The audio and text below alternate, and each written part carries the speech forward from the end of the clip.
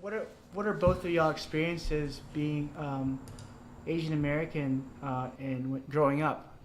Did you ever see like any disadvantages or advantages? Was the model minority ever applied to y'all, and like how did y'all react to that? Dan, Guess you you want to go, go? Dan. Yeah. Yeah, Dan, go on that one.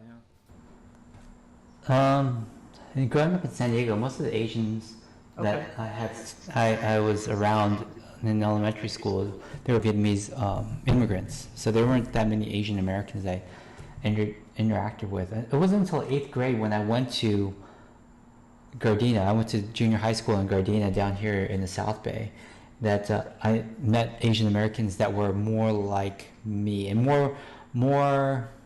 There are different versions of Asian Americans that I didn't come across until Just I to went clarify, to the school. you mean South Bay, LA, right, Gardena? South Bay, LA, yeah. So what I mean by that is that the model Asian minority is very good at school, everything like that, and nerdy, not athletic. But this school, I don't know what the true population breakdown was, but in my mind it was 30% Asian, 30% Hispanic, 30% black, and 10% white. Oh wow. And I don't know the true statistics, but it seemed that way. It was the most Asian Americans I've seen in one place, and that was when I turned 13. But there were skaters that were Asian American. There were people who were really athletic. They were like playing sports and doing well in basketball, things like that. So that had a really weird impact on me growing up, because up until then in San Diego, I was basically viewed as a model minority and viewed kind of weird for being able to speak English without an accent, versus all the other Asian kids that were around there. They all had some sort of accent. This is in San Diego. San Diego, Yeah, yeah. yeah. And There's a then lot of Vietnamese there, right? Yeah, there are a lot of Vietnamese people who immigrated to San Diego, and they were kind of two flavors. They were either not into school at all and they were almost like gangsters, or they were into school and they just did well and didn't say anything. Right. So that was my. There was no advantages of being Asian American growing up in San Diego. No. I mean, for me, the Bay Area Very is diverse. very diverse. So, like, I think the racial issues that there was like this half Asian, half white guy, Eurasian guy, and he was good, really good looking, but like all the chicks loved that dude. And I was like, wait, well, the thing is though, like it's hard to. He's also a really handsome dude though. So and smart. So I mean, but it's something like, oh shit, he's mixed. There's kind of like that exoticness Right. about like some chicks dig, right? But the thing in high school, like no, I mean a lot of Asians in my high school. I would say predominantly Filipino and Vietnamese, and some Chinese, very few Korean, some Taiwanese. Very few Taiwanese. I was like one of the few Taiwanese. There was some Taiwanese there, and some white people. But the white and black people at my high school were definitely, I would say, the minority. So that was interesting. It's kind of like coming up in a predominantly diverse, and there was also Latino people as well. But I think the whole racial issue of, I think when it came to like identity and dating and stuff, maybe hit me more in college when I went to San Diego, actually, UC San Diego. And kind of like Dan was saying, that even though this is years later, because Dan and I grew up in different decades, but like I think when I went to UC San Diego, I remember like I was trying to mac on these girls up on the fourth floor, right? Where I was in my dorm, and like there were these Korean chicks, and like I remember overhearing their conversation, like, oh dude, like talk about all the guys that they found attractive. It was all these white guys, right? Like, oh dude, who, and then the only guy they mentioned that was kind of mixed was Keanu Reeves. Like, oh, Keanu Reeves is so cute. I'm like, yeah, he's kind of Asian, but he can pass as white. Yeah. And then and I remember like one of these girls in the conversation was like, yeah, I only date white guys, right? And I'm like, oh fuck, and and that kind of hurt my ego because back in high school, I had a girlfriend in high school, and I felt more attractive in high school. Mm-hmm. So in college, it was kind of an ego hit until maybe my junior year. I got a girlfriend in my junior year, Mm-hmm. And I think that's this idea of identity. I connected with Asian American studies probably closer to in my adulthood, in college and post college. I went back to Taiwan after college because I want to relearn the language and reconnect with my culture. And a part of that is because my grandparents raised me. And they say there's a loss when you're a child, right? There's a loss of basically knowing that that the people that raise you, your grandparents, you love them so much, but then you have to grow up, and then so you're never gonna go through childhood again, and also that the people who raise you will pass away, right? Unless there's a God forbid, you get a disease or something, and then you pass before them, but your parents, your grandparents, and I think going back to Taiwan, reconnecting with my culture there was really inspiring to me. And I got more into Asian American studies after I came back from Taiwan and studied but the thing, like you said, Asia is Asia. That's a different experience. Asians living in Asia is a different experience than Asians living in America. That's just and being an the ABC, the American-born Chinese or American-born Taiwanese, they go living in Taiwan. There's this whole nother racial structure there too. It's like, oh, you're ABC, so they think, oh, you're like hip hop, right, or something like that. They have these certain preconceived notions of what you are. So now I'm just trying to be like me, right? But I'm proud of being Taiwanese American, and I'm proud of my identity. And however I am, the thing is that why is it that white people can be whatever they want, or there's that, or they can be emo, they can be hip hop, they can be whatever, in American culture, because they are the majority, they are represented in all these different ways. Asian Americans can be just the same. We're just as diverse. We can be just as we can be anything we want to be as well. And that's something being a creative Asian American, I think that's always, because my parents real talk, they told me straight up, James, we'd rather you be a doctor, a lawyer, or a city worker, right? And what are you doing with all this guitar or writing or acting or filmmaking? You're wasting a lot of time, And I know, going back to some of your conversations I've heard on your podcast is about family pressure, right? Yes. And family concepts, and I think being at it for so long, and my mom actually helped me with my graduate studies in screenwriting, with financially. So shout out to my mom, because she realized when I was living in Taiwan and I came back, I had to borrow some money from her. And this is this might be kind of personal, but she was kind of dude, James, I want you to get a real job, this. You having to, and no, it's real talk. If I have to borrow money, that's something wrong. I'm supposed to be a grown ass man. I'm in my mid 20s. I'm supposed to be able to take care of myself. And she's right. And I wrote her please just understand this is a transition period.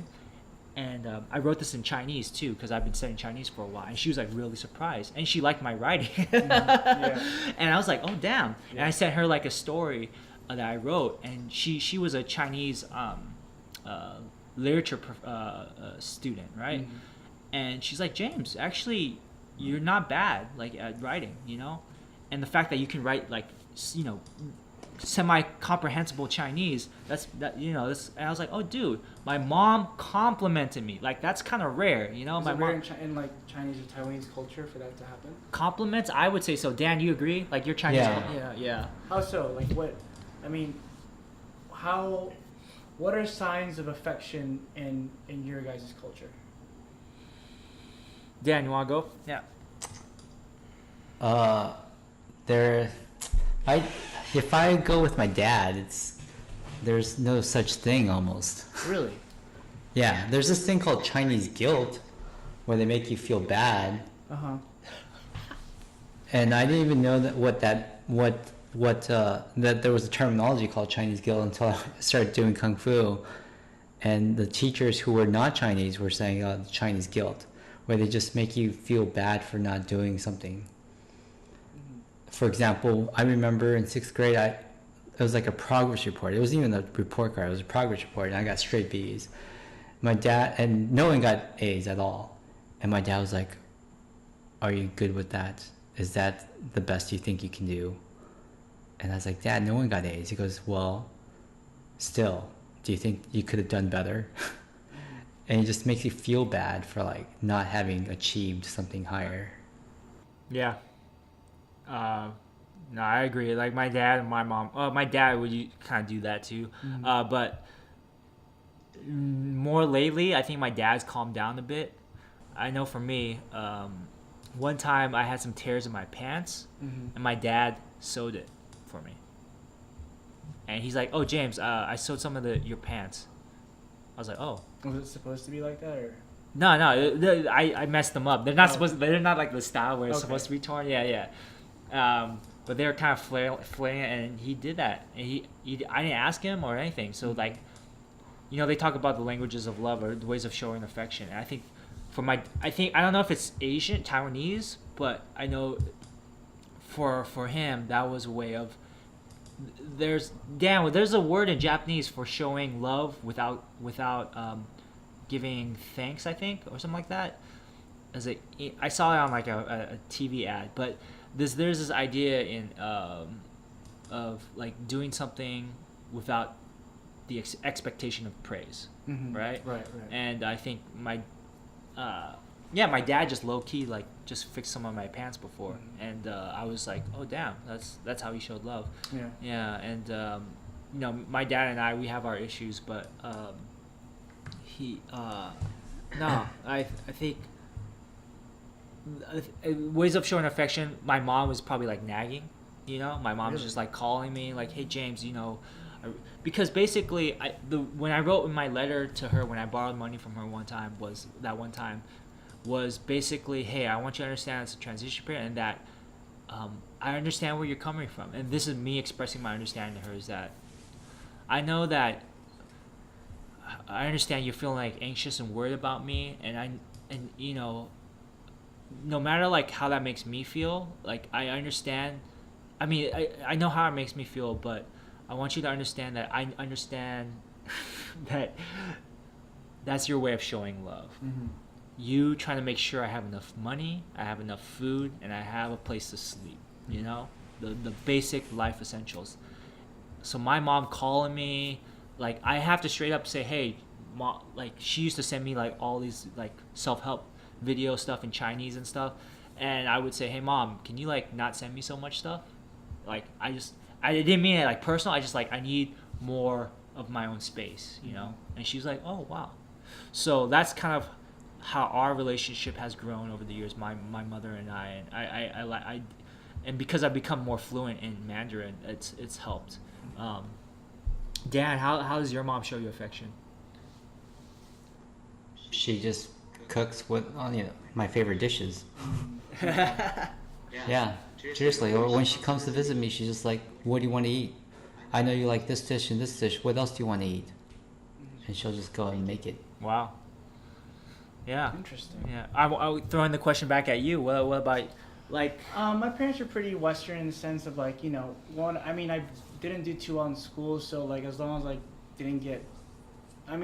they expect me to get B's and A's, so they weren't too strict with school.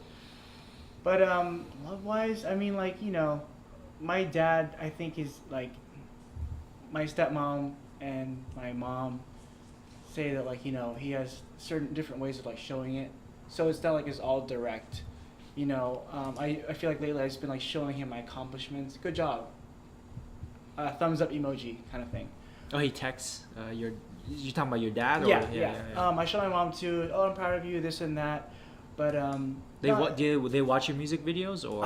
No, not so much. I don't think I told him I did a little bit of music here and there, but I really mentioned it. I think it's because the fear of like their rejection. Oh, like, why are you doing that? Like, same with you. Like, why don't you do this or that? You know, like, I told my mom on Friday, I was like, hey, I'm doing like 3 podcasts on Friday, or that day. And she goes, oh, okay, cool. Well, maybe, you know, like, you should look for a second job. I'm like, why? Yeah. I'm like, My well, mom does the same shit. And I'm like, well, I'm getting good hours. Yeah, but you never know this, and that. And like, I was on my bike riding, and I didn't want to like. I told her before I got in an argument with her. I yelled at her like, please don't ask me about another job because I know what I'm doing. And I'm like, oh, like please trust me. I'm actually happy. And then like when she asked me that, it's kind of like it's almost as she doesn't trust me, but I know that she's just worried, and that's her being a mom. So in that sense, that's how I see her like. You know, like showing affection, also telling me like, hey, brush your teeth, pray before you go to bed, that kind of stuff. My dad and I don't talk too much. I would say we had like a sort of turbulent sort of like upbringing with him, but we're cool now. But I think like we don't have to always talk. And he always tells me you should call your dad. You should text your dad. Yeah, me too. I'm like, but we're cool. Like we're good. You know, we're cool. Like there's no need to do it. I'm not gonna tell him. And also too with him, because I feel like if I call him, oh, so like, what are you doing? Because before I told him, oh, I'm doing podcasting, I'm super excited. What else are you doing? I'm like, go to work, have a retail job. What else are you doing? I'm like, that's it. Well, you need to get like a career job. It takes 10 years for you to be an expert or be good at your career. You know, you really took a lot of time in college. So like, How long did you take with college, by the way? I started in 2006. I Okay. graduated in 2017, Wow. but I took like a 5-year break all total. Oh, So okay. minus the breaks, it took like 6-7 years, switching 4 or 5 times majors. Damn. To you for finishing, you. man. Thank Yeah, you. that's okay. All right. So that to me is like the affection, but to me, I don't think it's cool when I get it, like when I got graduation, whenever I got like trophies in AAS or like good grades, I'd show them that was, oh, good job, I'm proud of you. But other than that, I don't really share much about my personal life. Yeah. So I don't really expect much, because I guess I'm missing that bond, like, oh, I don't ever call them, hey mom, hey dad, how's it going? Here's my life. I'm pretty sure y'all don't do that either, kind of thing. Yeah, because I don't know what that is, and I'm always puzzled when it's mostly what my Western friends would say, oh, like my parent is like my best friend. I'm like, how the fuck is that possible? What the hell? And they call them by the first name sometimes or some shit. Yeah. Or like how are they your best friend? How are you able to tell them everything? I fucking hide everything almost. Like to me, it's like as long as I'm like not doing some fuck shit, as long as I'm like going to school, doing work, I don't have to tell them anything. Like, hey, I'm paying rent on my own. I went to school, I finished school. You know, like I'm pretty coherent these days. What else do you want to know? So whenever my mom goes, so what else is what? I'm like, that's it. Like anything else new? What's new? I'm like, that's it. Like, hey, I told you, like I'm doing good in school or whatever.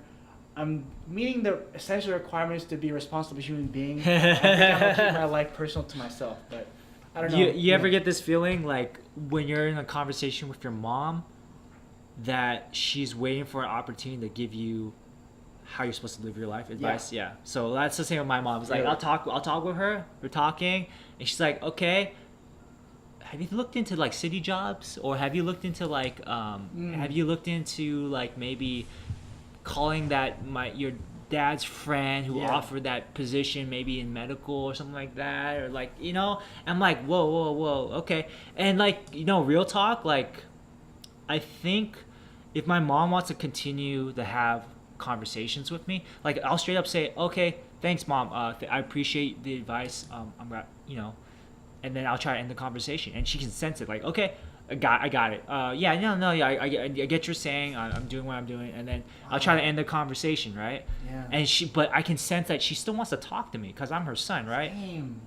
So like what I'm trying to do, I'm trying to give her signals now, like, hey, look, if we're gonna talk about that all the time, our conversation's gonna be short. Yeah. You know?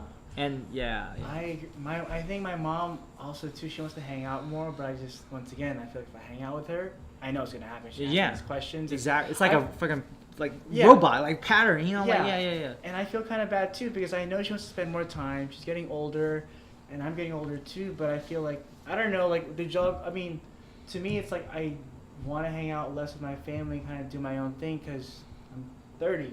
Yeah. You know, like I had fun hanging out with her all the time. I'm grateful and everything. She's a great mom. It's just when she asks those questions, I don't want to hang out with her. And sometimes I get a personal life, and then she like gives me some advice. I'm like, I didn't ask for that. I wanted you to listen. I wanted you to listen. Just listen. Well, Yeah. So to me, it's like, well, okay, if it's gonna be like that, it's gonna be like that. Fine. So like every time she calls, I have this like I anticipate all this horrible things. So I even answer the phone like, hello, hi. Yeah. No, I'm not much. Just ride my bike. Okay. Does she speak to you in Tagalog or No, English. English, okay. But so it's like I feel kind of bad in a sense because I know she's trying to connect with me, but how she's going about it, it's not the right way because she can sense my aggression too. Like when she suggests these things, I keep saying okay. Yeah. Same Okay, here, same cool. here. All right, cool. All right. Like, are you close with your stepmom as well, or? You know what's interesting? I'm more close with her. I think it's just because, like, she's not my mom. She's not my dad, obviously. But like, I knew her, and like she was like she was sometimes like the middleman to talk to my dad because sometimes my dad and I didn't get along, and she would tell me, well, your dad's not expressing this, but this is how he feels. And I tell her, well, this is how I feel. Okay, I'll tell him. She's like the Key and Peele translator. Yeah. But not the angry translator, Right. but like the like the emotional translator. Yeah, and she goes, your dad has weird ways of expressing himself, but this is what he meant when he said this. Okay. So okay. I'm closer to her in that sense, but I feel like it's kind of messed up if I talk to her more than my dad, so I don't talk to them altogether much. Oh wow. But like. What about your great aunties? Like before they passed, were you like, speaking to them or? Yeah, I was speaking to them. I mean, because they raised you. Yeah. Yeah. That's. Yeah. It's just interesting. Like I have such a good memory, but like in the Philippines, 0 to 7, maybe because your mind's not developed. I don't know. I don't remember much. Were you thinking Tagalog during that time? Yeah. I guess. Okay. But yeah, man, that's like my. I wonder how many more Asian kids are like this. How many Asian kids have this relationship with their parents where it's kind of like, I mean, we have similar but different relationships where it's like kind of almost like standoffishy, like we're not too personal and they kind of nag at us kind of thing. I think Dan is a child of divorce as well. Yeah. Dan, do you want to speak to your relationship with your mom, your mom, dad, or the step parents? I'm not too close with my dad. Mm-hmm. Okay. Because I didn't really grow up with him. Right. And then my mom, I'm definitely close with. My stepmother, I get along pretty well with. Mm-hmm. My first stepfather, not so much. Mm-hmm.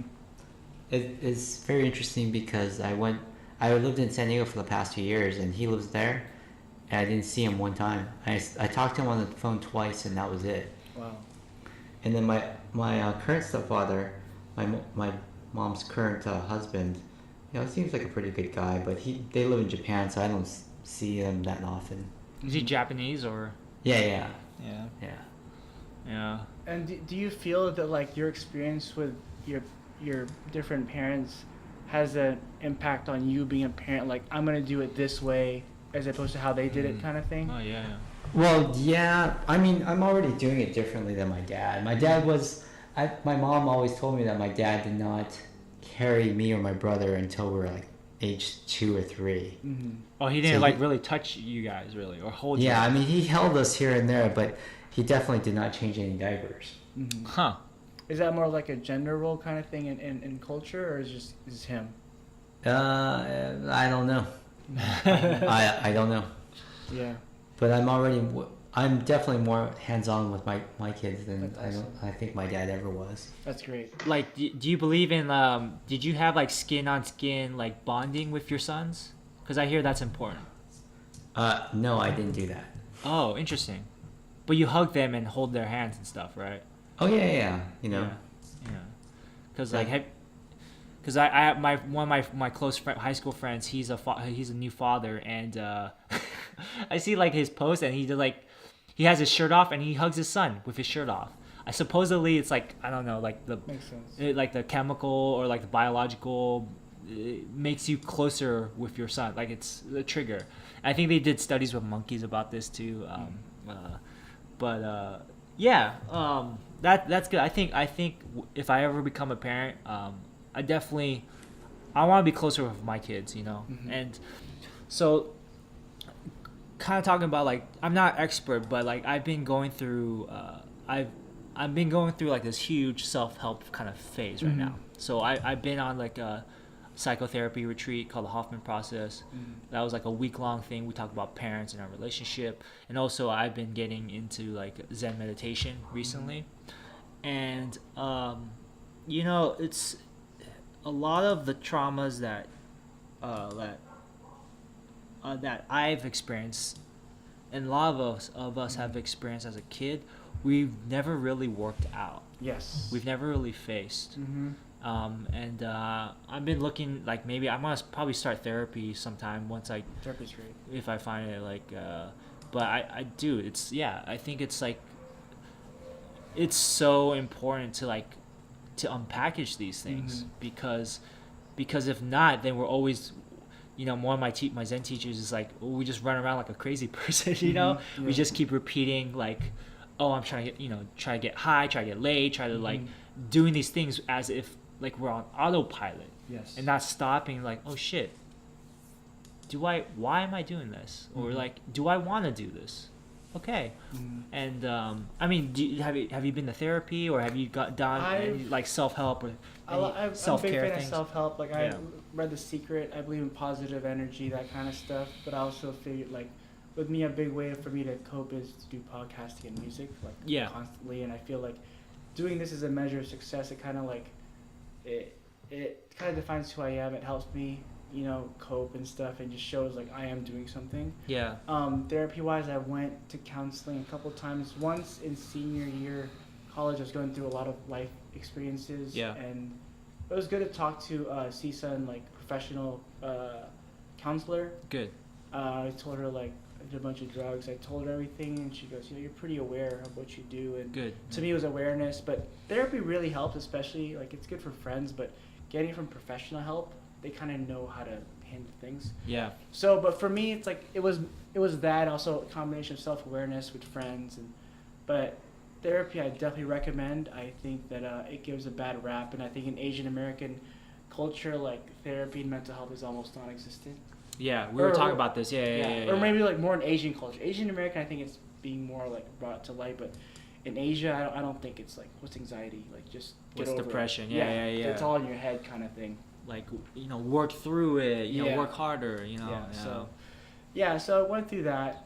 I think I learned that I have anxiety. It's because like it's why I did a bunch of drugs, because I was unsure about certain things. I don't know what to do. Let me do something that I always do. So when I stopped taking drugs, I think the anxiety like became more aware of it. It's kind of tapered down. Good. Yeah. But yeah.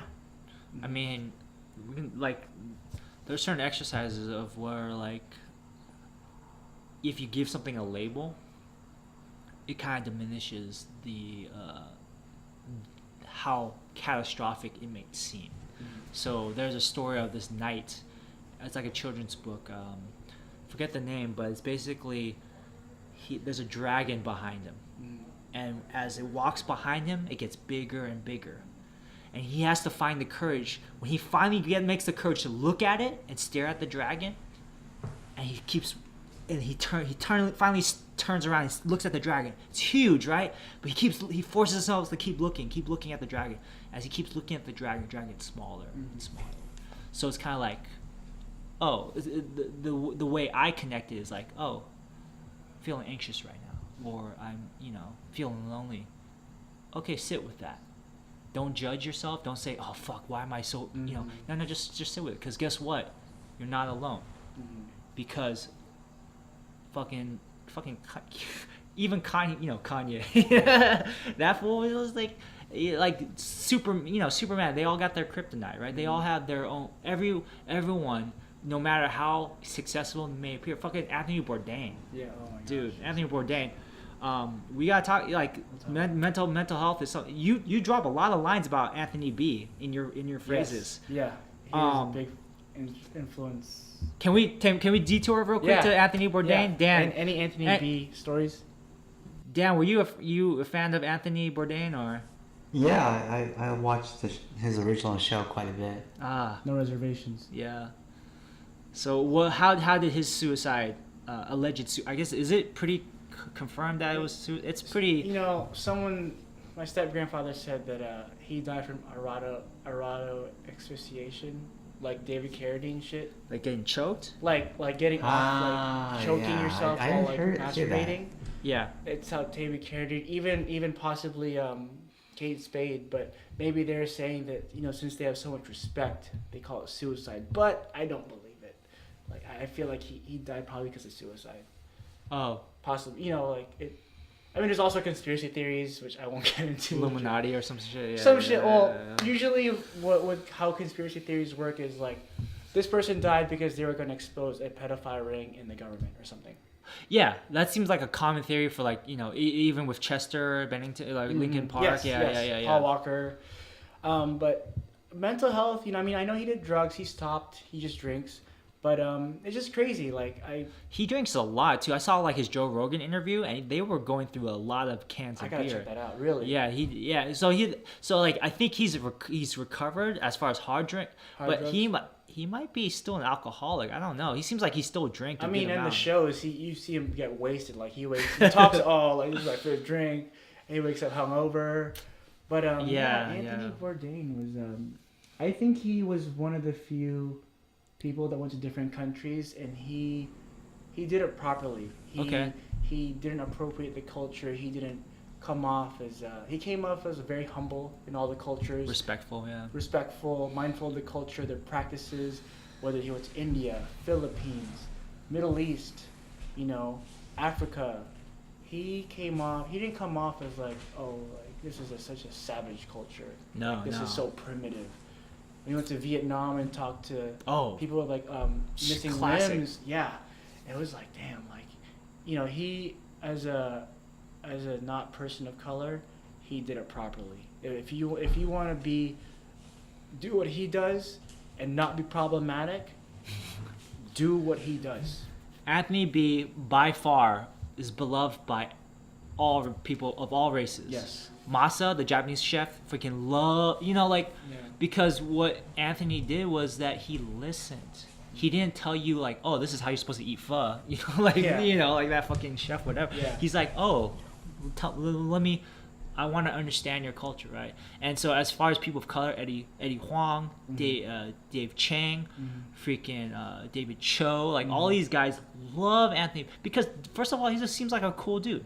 Now, I mean, I'm kind of curious, like what, like going back to your music, like you drop a lot of lines about him, like, and this is before his suicide, obviously. But, yeah. So like. I mean, like I like a lot of food shows, and like, like I'm like I always say like, oh, like I'm Anthony Bourdain, you're Guy Fieri kind of shit. Yeah. Because Guy Fieri, he came off a little corny. Yeah. At first I liked him, but he just came off a little douchey. But like Anthony B was just so revered, it's like that. Whether it was like Travel Channel, whether it was CNN, he was just this like, he was a white guy that was doing it right. Yeah, and that's why like I mentioned him so much. Thank you for catching that. Yeah, that's cool. You caught that because I do like mention him. I like food references. Yeah, but like he did it right. Whatever he did it right. And just him passing like that, it was a shock to the world. I mean, there like for like suicide and stuff like that. I do think people have to recognize that it's normal to have those thoughts. Yes. I mean, I don't think it's normal to commit suicide. Mm-hmm. Like, I would never normalize that. Yeah. I think it's... Right. But having thoughts of, like, I don't want to wake up, or I hate my life. Yeah. Types. Like, I don't want to exist anymore. Mm-hmm. These are thoughts that, I know intellectually I've had. I never seriously wanted that to happen to myself. Mm-hmm. But I intellectually thought about it, and I'm like, when I was super down, like I would like, oh damn, like is this gonna keep happening again? Mm-hmm. Then maybe I don't want to exist. Like I would have these thoughts, but I think recognizing like, oh, now this is not. I'm not trying to say like this is what because we don't know what Anthony was going through. Like it's so personal, right? It is interesting because he had such a amazing life from what we saw. From what we see, he has a wonderful wife, kids. Well, he wasn't married anymore. He had a girlfriend. Yeah. Oh, Asia. Asia, yeah. They weren't married. I don't think were they married, Dan? No, they were not married. They were just boyfriend girlfriend. But they had a kid together, right? That's his previous, his other wife, who was like hella into BJJ. Yeah. Okay. Um. Yeah, it's just interesting him. I mean, like, anyone really. Yeah, it's just interesting, especially with him. Yeah. Yeah.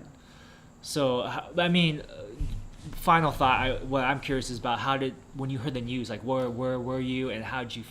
It's usually, you're in bed, you wake up, you look at your social media, you Yeah. see a bunch of R.I.P. Anthony Bourdain's, and I told my mom too, and like Did you cry?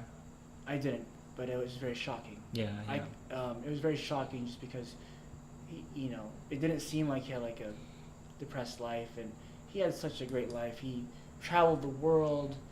I mean, isn't that what most people want? It just goes to show we don't know behind closed doors, and all these mental health talks are like being brought up. It was sad. I cried when Lil Peep died. I definitely cried in school. He was a young rapper / singer. Yeah. He died from a Xanax overdose. It turns out what he took had fentanyl, which is it's like exponentially stronger than heroin. It's been a problem in the drug scene where heroin and opiates and all these other drugs have fentanyl, which pretty much kills people. Shit. So like it's an issue with drug users. It's something we have to watch out for. So with that I cried just because like damn, that could have been me. Because that hit close to home for you, man. Yeah. Yeah. Because he partied as much as I did. I was sober then, but I was like damn, like he's 21, not even 27. A lot of these people are dying before 27 now, and it just goes to show like I don't know, life is short, and it's okay to party once in a while, but he definitely had issues. Yeah. And it's eerie because he talked about dying in his music and like wanting to die, music, substance abuse, and all this stuff, and it just kind of goes to show what you put out there is the universe gives to you. Oh, this kind of. Dan, how are you on time, man? I probably should head off because I haven't eaten dinner yet. Oh, okay, shit. yeah. Well, I had maybe 10 more minutes, or you gotta head out now. I was up till like 1 last night. Oh, no worries, dude. Yeah, bounce. If you got bounce, I had a few more questions for Vaughn, but if you need a bounce, go for it. Yeah. Yeah. Well, It was nice meeting you, Vaughn. And nice meeting you too, man. Thank you so much. I appreciate your input and your podcast. Keep it up. Yeah. Any last? Do you have any language corner or any last thoughts? No, my mind is fried because I've been breathing in paint fumes all day. Oh, okay. Go for it, man. All right, man. All right, Anyway, thanks, guys. yeah. Thank you so much. Thank you. All right. Bye. If it's cool, I kind of want to keep going a little bit. That's cool. Cause like, you brought up a point about, like, basically like artists, right? Yeah. Passing away and the suicidal thoughts. It made me think about XX. X, oh my God, X. Yeah. Yeah, X. So like, so X, like, I didn't know about his music, right? Mm-hmm. I just read an article that he died. Yes. So I didn't before his first passing. I think maybe he was on a Rich Brian song or something. Yeah. But like I heard like, oh dude, this guy. So I saw that he like stomped on his ex-girlfriend or something. So I read these reports like, oh dude, So my initial reaction, fuck this guy. Probably deserved it. Like you said, brings out he got what like whatever. But I don't know. Maybe like, but like I was just so curious. I looked up some more articles. I was like, why am I so curious about this guy? So then I looked into his. I listened to one of his songs, "Sad," right? Mm-hmm. I was like, okay, there's something here, and I watched like a interview of his, and I realized, and he's denying like the allegations and stuff like that. I don't know how true that is, but what I could sense. And he, I'm older, and we're older, right? And I'm not saying that makes us more perceptive, but I think it gives us a little bit more life experience. We can tell when someone's been through some shit. You can sense that this guy's a HSP, a highly sensitive person, right? And I realized, like, damn, why was I so quick to judge him so right away? But not saying I'm not excusing him for his alleged faults, but like, what I'm curious about from you is that like what's your reaction to that? Like, can you really separate the artist and the art? Good question. Yeah. Well, along with what X has done, it's even said that his girlfriend, the person who made these claims, took them back. Yeah. I can't speak on that. I mean, if he did it, he did it. I don't condone that. I think that the victim deserves justice, and so does he. So if he was, I know he had legal issues, hypothetically, like, you know, if he was alive, if he faced jail time, that's justice served. Did he deserve to be murdered in cold blood? Absolutely not. No, no one deserves that. This kid, I think we have to realize, this is not an excuse, but this person, I think he grew up had a turbulent childhood. I don't believe there was a father figure. Right, and his mom was away working and stuff. Right.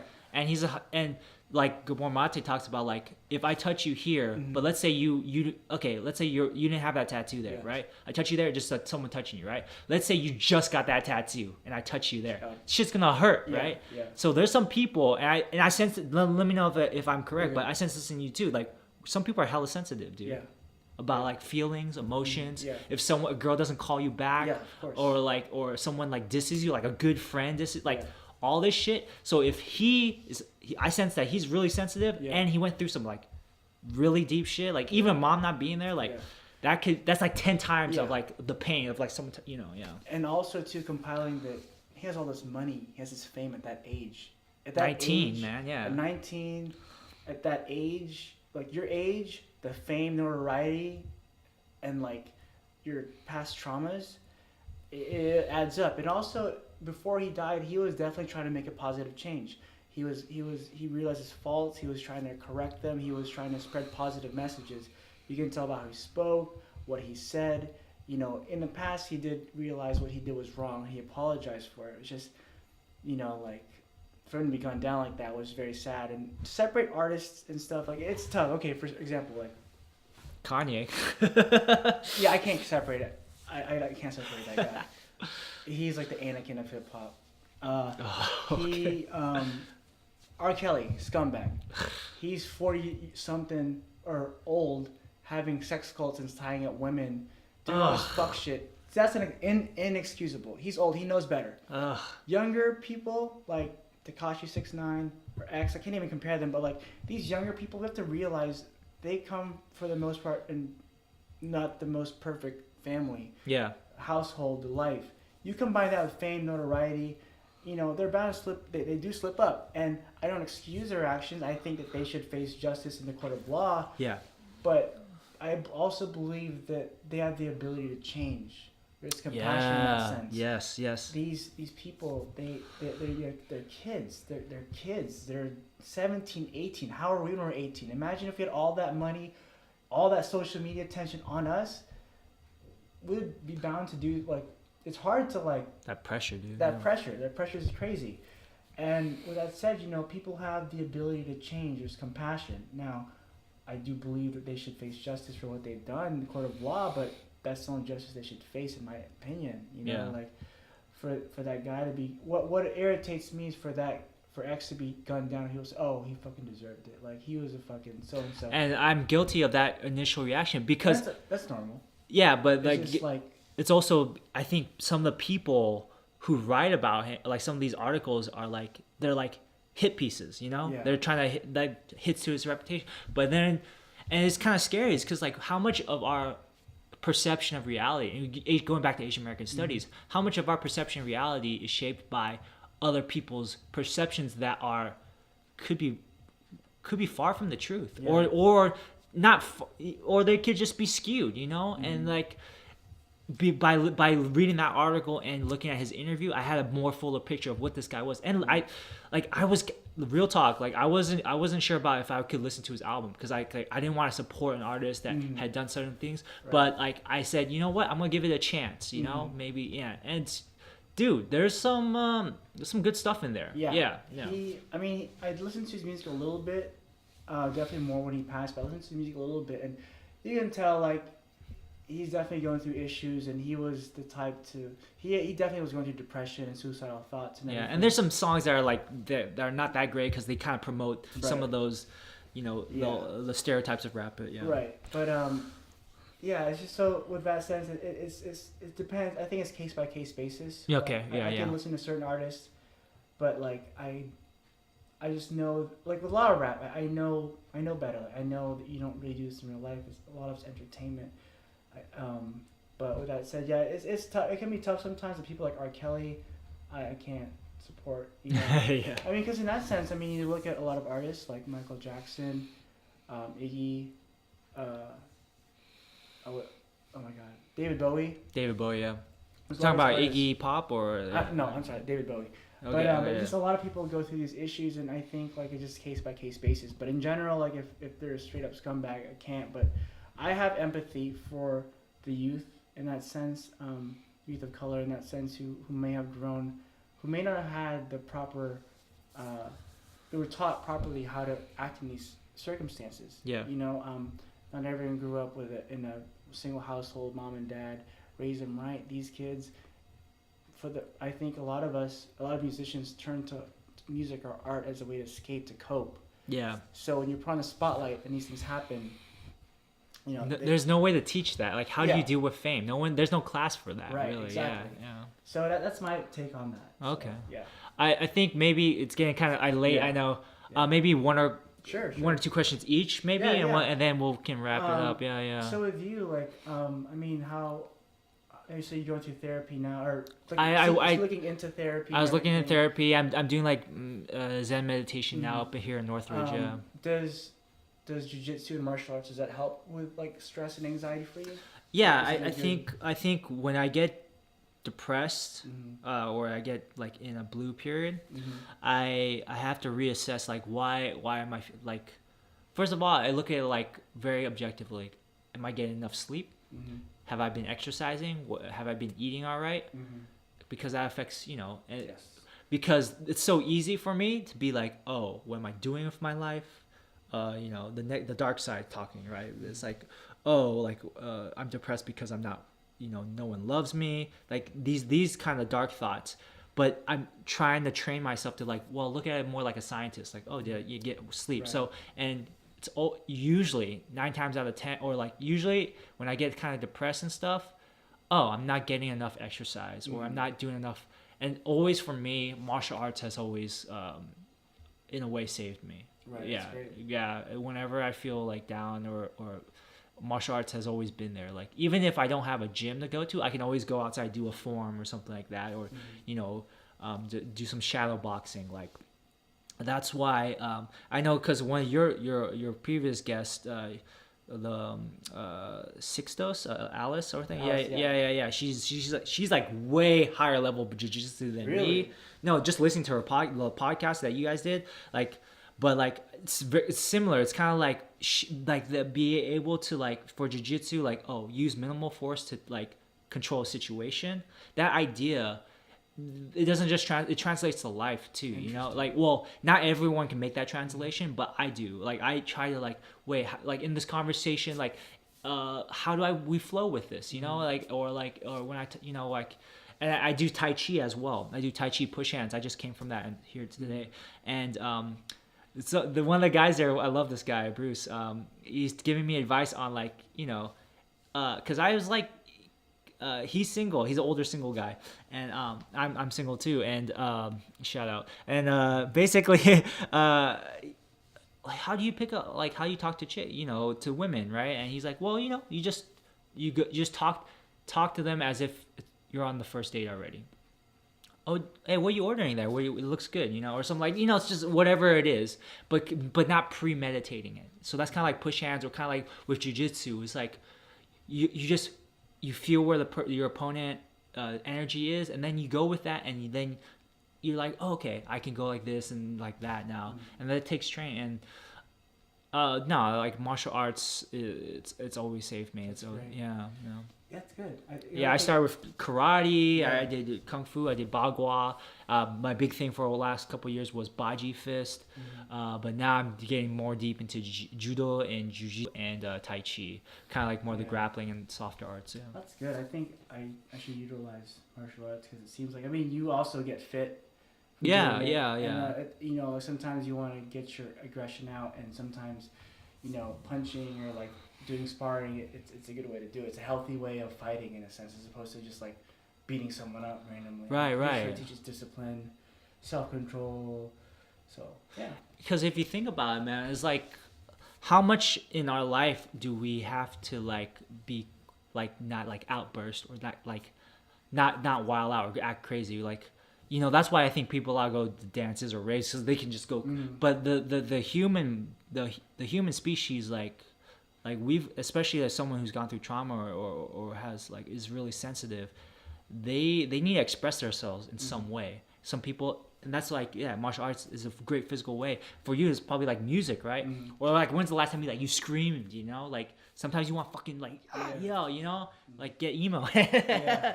I guess my question for you would be is that, like, I guess music is your form of expression, right? I mean, you can also do like, I think getting fit, like, it doesn't have to be martial arts, it could be anything. But my question, my curiosity, I guess, with is Von Aizen, right? This Von Aizen, the rapper, we all have different personas, but like I'm curious about the inspirations for your music. They're coming from your life. So guilt, you know, like some topics you talk about a lot are guilt, doing drugs. Anthony Bourdain. Omatsu House at Cypher was dope.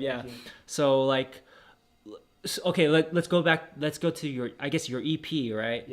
Back in, was that 2000? I have it up here, but 2016. Guilt by Guilt. Guilt by, so like I saw that video too. It's you're like drinking. It's kind of like, is that?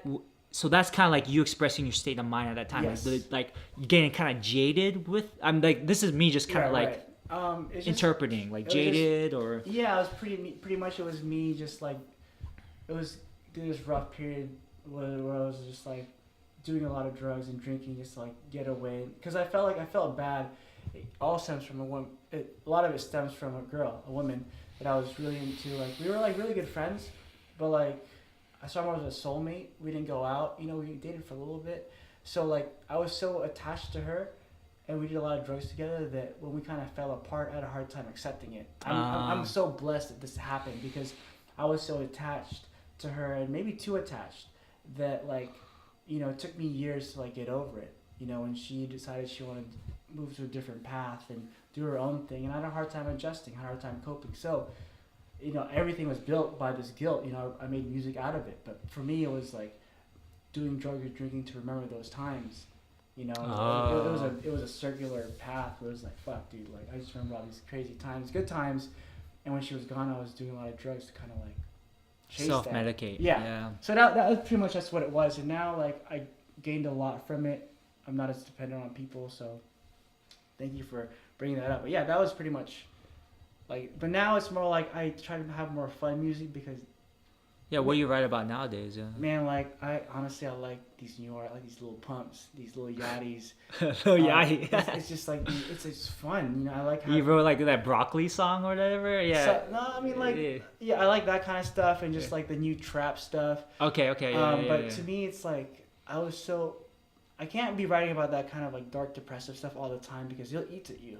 Even though like it's therapeutic, but you like, I had to like get my mind into that state, and it's depressing. Oh. So like now it's been kind of more party, more like hype, like party turn up music. Yeah. Diversity, right? Yeah. Mix it up. Yeah. But to where it's not problematic. Like I don't say the B word in my life. I don't say the B word. I don't say the B word in music. I don't try to like, I don't objectify women in that sense in music. I don't say certain things that other people may seem as offensive. Not that I'm like super PC about it, but like I pretty much don't say those kind of things. Like I don't objectify women in that sense, but I make turn-up music, but I'm not objectifying women. So like it's just different type for me. So to me, I'm having fun with that, you know, just like going less about the lyrics and going more with like the feel of it, the vibe of it. Okay. And I guess maybe because you're in a better place maybe now. Yeah? Yeah. And it was so hard to make that music just because like growing up in like this like lyrical, like Nas kind of Jay-Z stuff, that was taboo. Like you're not that kind of rapper. But now it's like, hey, I'm expressing who I am. So. And it seems like you've built a community over here in the valley with Metaphors and MC Zuko and those guys. Yeah. Because like I think it's great to have someone. I think it's good to have like a community. Like, but I know, because I know that independence, right? Being independent, but also having a close friends as well. It's kind of that balance, right? I was watching one of your vlogs about, and it's something that I'm going through. I've been always thinking about too, because there is that loneliness, right? It's like shit, you know. why does it feel like everyone is out Friday night and I got no homies hitting me up, you know, and stuff like that. But something I've been kind of practicing with meditation and with like, you know, talking to like good people is that, you know what, it's like, I talked to Dan about this too. It's like being okay being alone, right? Yes. And also understanding that for me is my self-worth is not dependent Yeah. on other people validating me. Agreed. It's Right. hard. It's hard, It's hard, to dude, realize yeah. that, but yeah, most of my time I'm podcasting, making music, helping at a tattoo shop, or working. That's like the 4 things I do. Right. And like I've used this alone time as my advantage because Yeah. while people are out, I'm creating something. And like to me, I don't really hang out as much ever since I stopped drinking and like doing as much drugs. It's hard for me to go out because I feel the urge to like do that shit. Yeah, So yeah. I'm still- Especially the drinking. Yeah, It's hard. I don't drink either, so Really? yeah. Did you ever get into drinking much? Or I did in college, yeah, and I Yeah. got deep into like, and then I'd socially, but like because I got psoriasis, Mhm. so if I drink that shit, like my skin plaques flare up, you Mhm. know. Mhm. So like I have a medical excuse, like I can't, I don't drink. So you can't smoke too much. I don't smoke either. Yeah, and and also I got high for the first time in a while. Like Right. yeah, and I just realized like fuck, man, maybe. I think the next thing I would ever try is probably ayahuasca or something like that. Some sort of plant where it's kind of like more therapeutic, like Mhm. sort of like. Because I had a homie that did that. Me too. Yeah, and he went to fucking South America. And You did have it. to go through. Yeah, so he like went a through shaman, the hut. He wrote it. I read it. I was like, damn. He wouldn't it's not recommended for everyone. I wouldn't do it. I'm scared. No, there's some people. Yeah, it's probably for some people it's not recommended because basically You go through. You relive like horrible memories. he told me like it was the closest thing he understands what it means like to die as far as he knows That's scary. because he went through like this super high, but there's also that dark period. But the thing is that he feels that he has a lot of empathy for people who have committed suicide or have suicidal thoughts Mhm. or have darkness in them. Yeah. Yeah. And he feels better at coming out of it, but he says, no, real talk, it's not for everyone. Sorry, what were we talking about? But we were talking about... Oh, just acceptance and like being like lonely. Yeah. It's tough, but I just definitely like feel like I'm using it to my advantage. Yeah. Have you ever been alone in a relationship before? Like being with someone but still feeling lonely? It's been so long since I've been in a relationship. Same here, yeah. I don't remember, but I guess there's times where like I feel like a lot of it's in my head, but damn, I can't remember the last. I mean, there's like dating and hooking up, but I don't think that really counts. yeah. But I've just been pretty much like single. I mean, I've liked a bunch of girls, but like I've liked a lot of my platonic female friends. But I'm so glad that I stayed friends because a lot of them, the friendship investment's 10 years and it's grown beautifully. Oh, great. And like I just don't regret it because usually like when you like a girl, you said it's like it's cool, but like when you break up, it's hard to sometimes regain that friendship. So I'd rather keep the friendship and just stay friends, and I see that as a blessing. Yeah. Because it's so it's so easy. It's rewarding now. Like I can talk to these women and get their perspective, as opposed to just hooking up with them, which is short term. Yeah. It wouldn't work out. I wouldn't be friends with them. Yeah. So I really admire and appreciate my female friends. I think I have more female friends than guy friends. Oh, because, wow. like, I don't know. I'm just more comfortable, and it's like we connect, and it's like it was never weird. Yeah. So yeah. Just to wrap it up, Yeah, I mean, one thing I know for like talking to Dan and stuff is that if once you get into a relationship, if you want to have a family, that alone time, that free time is the most valuable thing ever. Yeah. So I think like for us and for all you lonely single men out there, we talking to you, dude, cherish this time of self-development and self-growth, because there's something I learned. One of my Zen teachers mentioned to me was there's a Chinese saying, and this will be like my language corner. It's like, I like your language. 学生准备好了，老师会出现。Something like it, I think 就是学生 is student 准备好了 has prepared, 老师 teacher 会出现 will appear.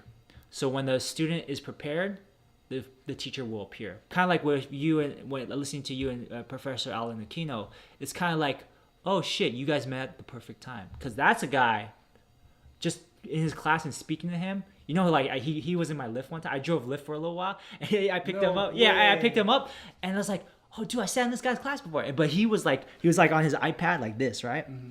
And I was like, oh dude, that's an interesting side of him, because in class he's the extrovert talking, he's right? Introverted. He's so introverted, yeah. and like, which is fine. That's cool. That's cool. But like, he's introverted in a way, it seems that I think he might have experienced maybe trauma maybe in his life. I don't know. I don't know too much. I don't know too much. Yeah. I don't want to speak on him. Yeah. But like, listening to him on your podcast is like, oh dude, this guy didn't think he could live until 21. Yeah. This is a fool. Like, I thought he got his shit together, but he yeah, has his shit together. But like, to get to that point, we don't understand the journey. Yeah. And I think for you, like looking at like you've gone through some shit. And like, you're a highly sensitive person too, and like for you to survive, and also, I mean, that's commendable. I think that when you guys met and Asian American Studies came into your life, I mean, for me looking at it, oh shit, like, oh yeah, that saying is correct. When the student is ready, the master will appear. And I think that's, guess what? Now this is like real talk.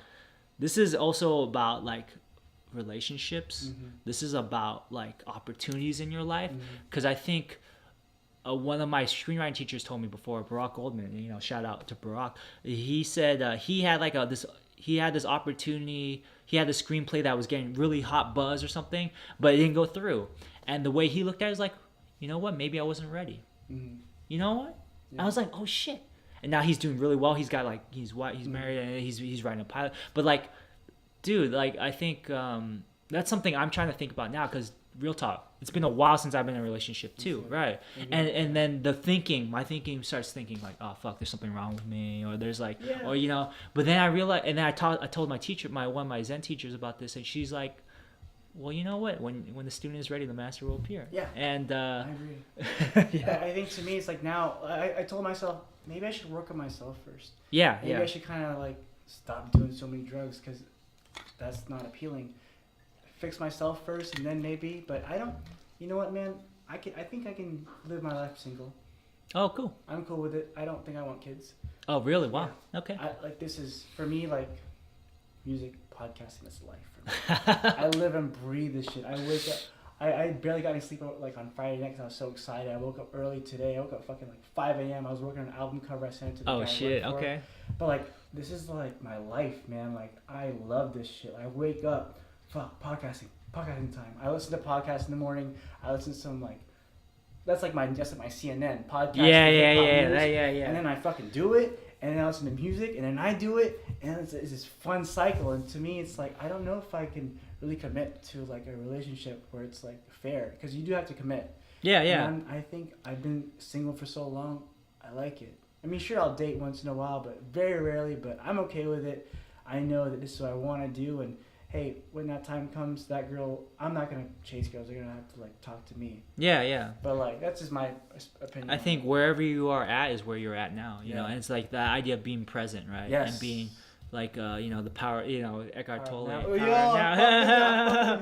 The power of now. Power There's of now. no future. It's all now. Anything that's ever happened is now. The future technically doesn't exist. No, yeah. And that, like, if you think about it, like, if you get deep into physics and stuff, like shit, like if we were able to go to the fourth dimension of time and stuff, you would basically see all of time basically beginning and end. There is no like direction. This idea of that we're going forward in time is because that's how humans process time, you know. The real existence is like is the now, right? And like. And that's so crazy because like he's been getting like more popular now, but like that dude, like I got into him recently and his Oprah talk, and it's like that shit connected with me, you know? Yeah. He has some stuff on SoundCloud, like The Power of Now Part 1, like some got deleted. Yeah. But no, I haven't listened to him a few times past couple of years, and it's so true. Right. Yeah. Cool. Well, thank you so much. Thank you so much. Oh yeah. Last thing. Last thing. Yeah. Do you know any Tagalog? Any language corner for us on here? Is hello. I don't believe that is what's the news. Okay. That's all the appropriate things I can say. how do you say what's the news? Anong balita. Anong balita? Yeah. Okay, so that's like what's going on, but Yeah. it's like it literally means what's the news. Yeah, and then like pare is friend. So hey pare, like that's like pare is friend. So, Okay, yeah. dope. Longest podcast. I think we beat Yeah. we beat it. This is 225. Oh my gosh. My I mean, God. yeah. Hey, thank you so much. No I problem. do. Thank you, man. Appreciate it. Thank you for Awesome. coming. All right. No problem.